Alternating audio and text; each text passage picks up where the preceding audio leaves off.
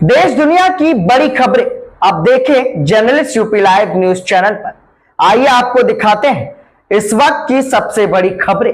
तो इसी तरह हमारे चैनल की खबरों को देखने के लिए चैनल को सब्सक्राइब करें और बेल आइकन को जरूर दबाएं। दिखाते हैं इस वक्त की बड़ी खबर। मंत्रियों के साथ यमुना जी में स्नान। दिल्ली में सीएम योगी ने अरविंद केजरीवाल को दे डाली है ये चुनौती। उत्तर प्रदेश के मुख्यमंत्री योगी आदित्यनाथ ने कहा कि अरविंद केजरीवाल से मैं पूछना चाहता हूं कि क्या यमुना जी में वो भी अपने मंत्रियों के साथ जाकर स्नान कर सकते हैं। आइए आपको दिखाते हैं कि क्या कुछ कहा। गंगा, यमुना और मां सरस्वती के पावन त्रिवेणी के संगम पर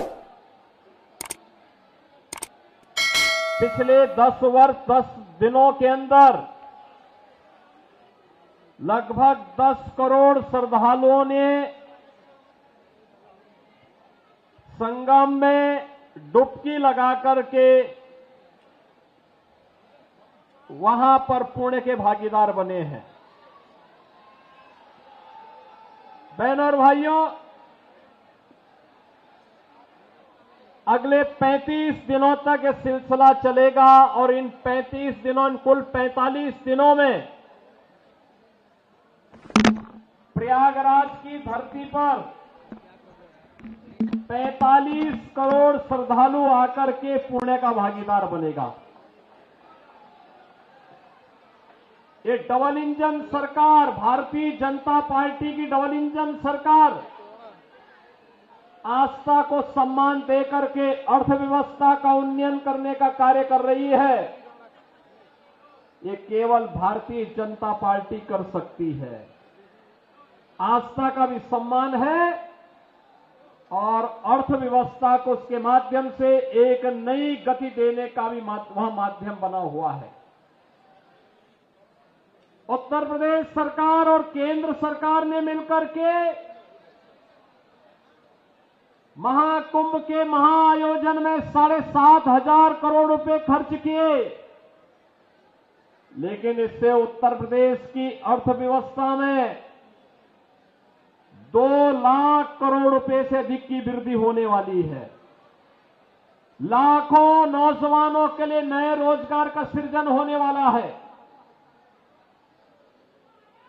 उत्तर प्रदेश के बारे में जनता की धारणा को बदलने वाला है और उत्तर प्रदेश में पर्यटन के एक नए सर्किट के रूप में प्रयागराज, अयोध्या और काशी का दर्शन देश और दुनिया को करने का अवसर प्राप्त हो रहा है। बहनों और भाइयों, अनुमान करिए आज से 10 वर्ष पहले उत्तर प्रदेश के बारे में लोगों की क्या धारणा बन चुकी थी। आज से 7-8 वर्ष पहले उत्तर प्रदेश के बारे में लोग क्या सोचते थे। लेकिन डबल इंजन की सरकार आई और उस सरकार ने वहां पर उत्तर प्रदेश को उसकी पुरातन पहचान दिलाने का कार्य कराया। आज उत्तर प्रदेश में क्या नहीं है, आज वहां पर इंफ्रास्ट्रक्चर के बड़े बड़े कार्य हैं। देश के सबसे ज्यादा एक्सप्रेसवे है, हाईवे है, रेलवे का सबसे बड़ा नेटवर्क है, सबसे ज्यादा सिटी में मेट्रो का संचालन हो रहा है और वहां के स्वच्छता को अगर आप तुलना करेंगे तो आपको आज नजर आएगा। ज्यादा दूर मत जाइए, दिल्ली से लगे हुए उत्तर प्रदेश के महानगरों को देख लीजिए और दिल्ली के अंदर आम आदमी के कारनामों को आप तुलना कर लीजिए तो आपको अंतर स्पष्ट नजर आ जाएगा। और मैं इसीलिए आपसे कहने के लिए आया हूं,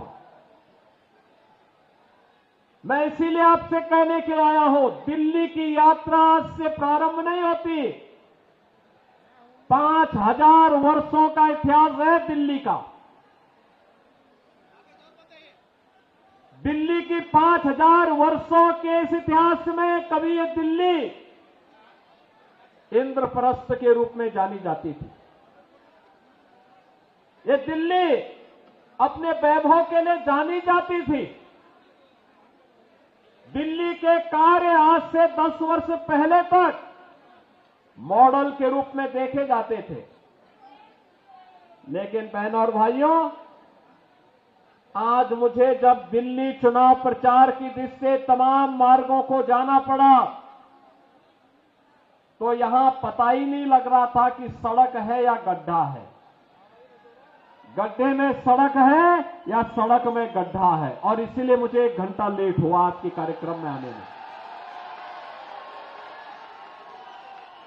मैं भौचक था यहां पे देख करके कि राष्ट्रीय राजधानी दिल्ली की सड़कों की दुर्गति। और बहनों और भाइयों, यही नहीं,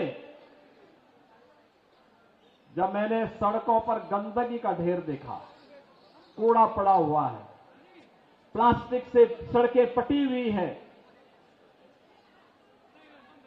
गंदगी का ढेर जगह जगह लगा हुआ है, गंदगी के बड़े बड़े पहाड़ दिखाई दे रहे हैं, सीवर लाइन सड़कों पे बह रही है। और दिल्ली, अभी तो ये जनवरी चल रहा है, आप देखना फरवरी के बाद जब पेयजल का संकट आता है, टैंकर माफिया यहां पे हावी होगा, तब का क्या दृश्य होता है। बहनों और भाइयों, ये दुर्गति करने का सबसे बड़ा अपराधी कोई है तो और कोई नहीं, अरविंद केजरीवाल नाम का जीव इसका सबसे बड़ा अपराधी है, सबसे बड़ा अपराधी है।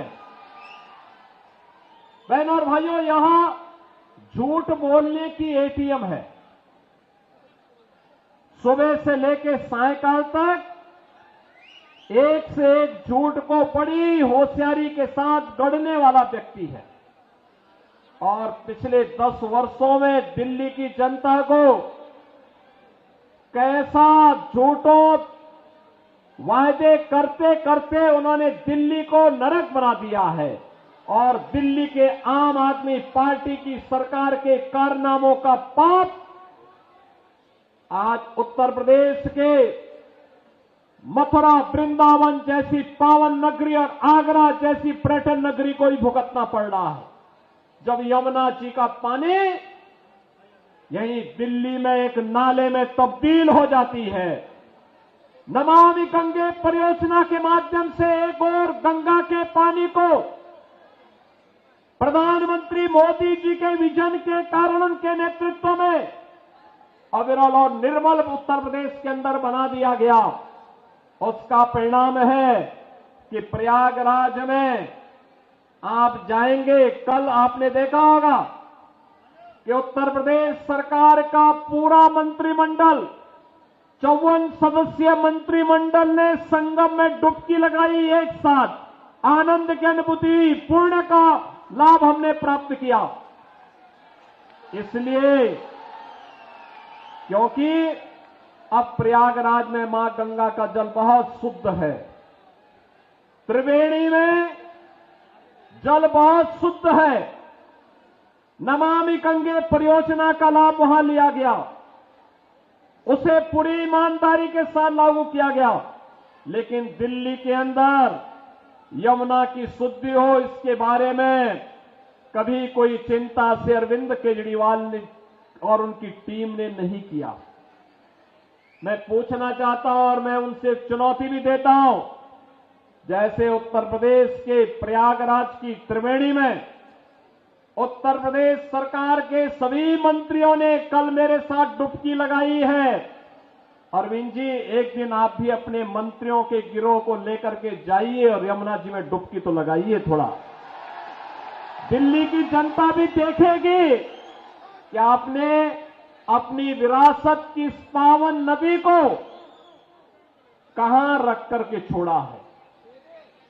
ये दिल्ली की सड़कों पर बह रहा सीवर, दिल्ली के अंदर आसन्न पेयजल का संकट, गंदगी का ये ढेर, गड्ढों में तब्दील सड़कें आम आदमी पार्टी के उन कारनामों को बताता है जिसके लिए लगातार भारतीय जनता पार्टी लगातार आवाज उठाती रही है। बहनों और भाइयों, आज आप तुलना करना चाहेंगे, केवल एक तुलना आप इससे कर सकते हैं। दिल्ली में ओखला औद्योगिक नगर भी है। पिछले 10 वर्ष में वहां कोई नया उद्योग नहीं आया। जो उद्योग लगे थे उनको कोई बुनियादी सुविधाएं नहीं मिलती है।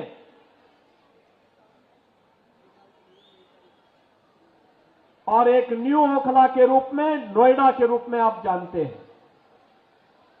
आपने देखा होगा पिछले 8 वर्ष के अंदर नोएडा, दिल्ली से लोग प्लान करके अब नोएडा में बस रहे हैं, ग्रेटर नोएडा में बस रहे हैं। वहां के इंफ्रास्ट्रक्चर को दिल्ली के इंफ्रास्ट्रक्चर से तुलना करिए, जमीन आसमान का अंतर नजर आएगा। वहां की सड़कें, वहां की सुविधाएं, वहां का सिस्टम, नोएडा हो या ग्रेटर नोएडा या फिर गाजियाबाद, अगर इनकी तुलना दिल्ली के अंदर की सड़कों से करेंगे बहनों भाइयों, तो आम आदमी पार्टी स्वयं अपने अंदर झांकने के लिए मजबूर हो जाएगी और इनके सामने प्रश्न करना चाहिए कि एक बिगड़े हुए उत्तर प्रदेश को बदल करके वहां सुविधा संपन्न प्रदेश बनाने का कार्य किया, एक सुरक्षित प्रदेश बनाने का काम किया भारतीय जनता पार्टी की डबल इंजन सरकार ने। आज नोएडा, ग्रेटर नोएडा और उत्तर प्रदेश में निवेश आ रहा है, दिल्ली में निवेश 0। यहां के उद्योग, यहां पर कोई उद्योग लगे, रोजगार का सृजन हो, यहां पे आम आदमी पार्टी ने कभी इसके लिए प्रयास नहीं किया। जो उद्योग चल रहे थे, बंदी के कगार पर पहुंचे, उनको रोकने के लिए कोई प्रयास नहीं किया। इनका तो एक ही उद्योग है, इन्होंने ओखला में और दिल्ली के अंदर हर महत्वपूर्ण स्थलों पर इन्होंने बांग्लादेशी घुसपैठियों को बसाने का काम किया। आपने देखा होगा अभी 2 वर्ष पहले जामिया मिलिया और उसके आसपास के क्षेत्रों में उत्तर प्रदेश सरकार की सिंचाई विभाग की जमीन पर भी इन्होंने, इनके विधायकों ने, इनके पदाधिकारियों ने, इनके पार्षदों ने बांग्लादेशी घुसपैठियों को बसाने का काम किया था। मैंने 2-3 बार बातचीत करने का प्रयास किया कि भाई उत्तर प्रदेश सरकार की जमीन पर मत बसाओ, लेकिन जब इन्होंने जबरदस्ती किया तो मुझे उत्तर प्रदेश से बुलडोजर भेजना पड़ा था उनको हटाने के लिए।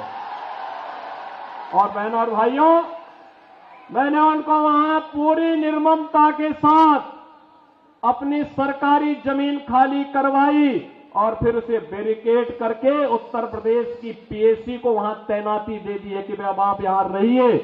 दिल्ली की जनता के लिए कोई इंस्टीट्यूशन बनेगा, कोई सुविधा बनेगी, हम वहां उनको वहां पर उनके लिए जमीन उपलब्ध करवाएंगे, लेकिन विदेशी घुसपैठियों के लिए 1 इंच जमीन हम लोग दिल्ली के अंदर नहीं देंगे।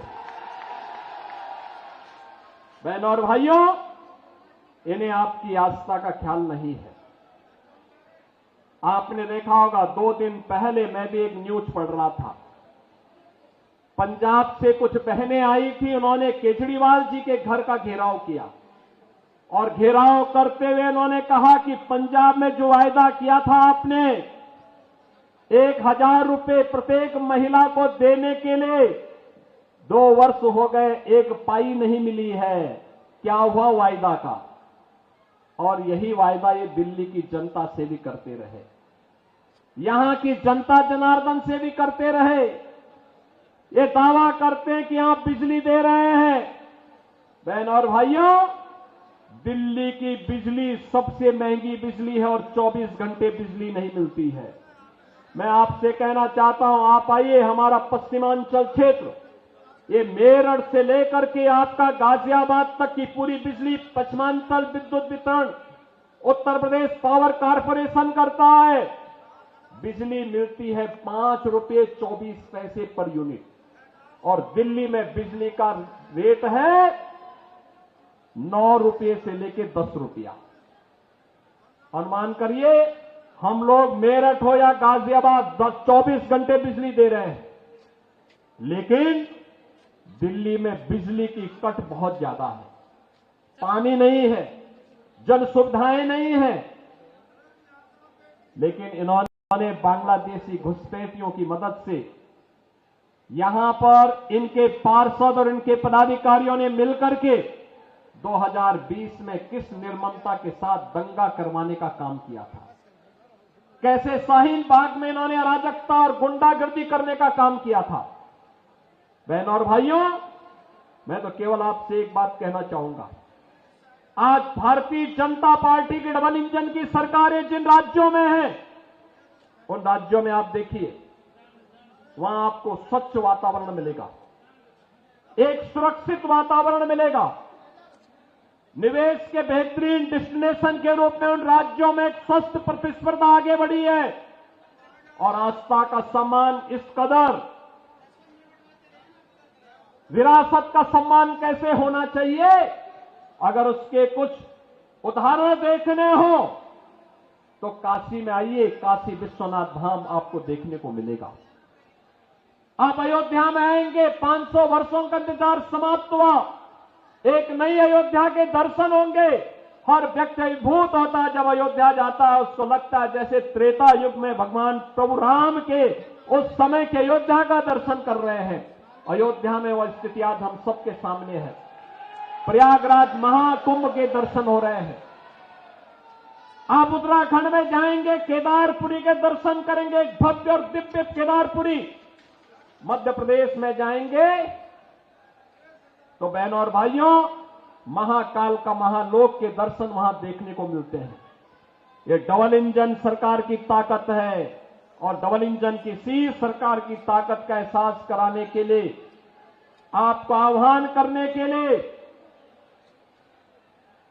कि दिल्ली के अंदर डबल इंजन की सरकार बनाओ, बुनियादी सुविधाओं भी पाओ, और दिल्ली को फिर से इंद्रप्रस्थ बनाने की दिशा में अग्रसर होइए। दुनिया की सुंदरतम नगरी बनने का गौरव इस दिल्ली को प्राप्त होना चाहिए, राष्ट्रीय राजधानी को प्राप्त होना चाहिए।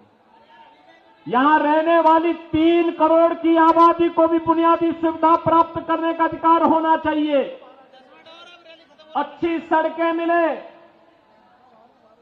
पब्लिक ट्रांसपोर्ट की बेहतरीन सुविधा प्राप्त हो,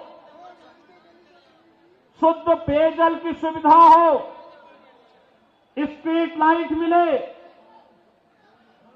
पेयजल की सुविधा यहां के नागरिकों को प्राप्त हो, शुद्ध पेयजल हो, सीवर लाइन व्यवस्थित तरीके से बिछाई जाए। इसके लिए अपने उत्तरदायित्व का निर्वहन केवल डबल इंजन की भारतीय जनता पार्टी की सरकार कर सकती है। और इसके लिए प्रधानमंत्री मोदी जी के नेतृत्व में जैसे भारतीय जनता पार्टी की तमाम राज्य सरकारों ने कार्य करना प्रारंभ किया है, उसी तर्ज पर दिल्ली के अंदर भी भारतीय जनता पार्टी की सरकार बने। इसके लिए यहां पर दिल्ली की जनता ने अरविंद केजरीवाल जी लोकसभा चुनाव में एक ट्रेलर दिखाया है, 7 की 7 सीट भारतीय जनता पार्टी के कमल चुनाव चिन्ह को खिलाने का काम की है। याद करिए, लोकसभा चुनाव के पहले उन्होंने ताल ठोक करके कहा था कि मैं क्यों इस्तीफा दूं, ये तो जनता तय करेगी। तो जनता तो उसी समय तय कर चुकी है, लोकसभा चुनाव में तय कर चुकी है। जनता जनार्दन ने लोकसभा चुनाव में 7 की 7 सीट भारतीय जनता पार्टी को विजयी बना करके भेजा है। और अब मैं आपसे कहना चाहूंगा कि आपने सुश्री बांसुरी स्वराज जी को भी और श्री योगेंद्र चंदोलिया जी को भी लोकसभा चुनाव में विजयी बना करके दिल्ली की सभी 7 सीटों पर कमल खिलाने का काम किया। और आज जब विधानसभा का चुनाव चल रहा है दिल्ली के अंदर, आप सबसे मेरी यही अपील है कि राष्ट्रीय राजधानी देश और दुनिया के राष्ट्राध्यक्ष आते हैं, दुनिया के राष्ट्राध्यक्ष आते हैं, पूरा देश दिल्ली आता है, दिल्ली एक मॉडल के रूप में बने। ये मोदी जी के विजन से ही संभव हो सकता है, उन्हीं के नेतृत्व में संभव हो पाएगा। मोदी जी के नेतृत्व में देश के अंदर अलग अलग राज्यों में एक स्वस्थ प्रतिस्पर्धा आगे बढ़ी है, विकास की, निवेश की, रोजगार की, सुरक्षा के नए नए मॉडल अपनाए जा रहे हैं। और उसी मॉडल के लिए मैं आपका आह्वान करने के लिए आया हूं। दिल्ली के अंदर भी वह मॉडल डबल इंजन सरकार की, भारतीय जनता पार्टी की सरकार बनने से ही संभव हो सकता है। और उस मॉडल के लिए भारतीय जनता पार्टी ने इस करोल बाग विधानसभा क्षेत्र में अपने राष्ट्रीय महासचिव श्री दुष्यंत गौतम जी को उतारा है। दुष्यंत जी के पास सार्वजनिक जीवन का एक लंबा अनुभव है, संगठन का एक लंबा अनुभव है। राष्ट्रीय महासचिव के रूप में, तमाम राज्यों के प्रभारी के रूप में वे कार्य कर रहे हैं।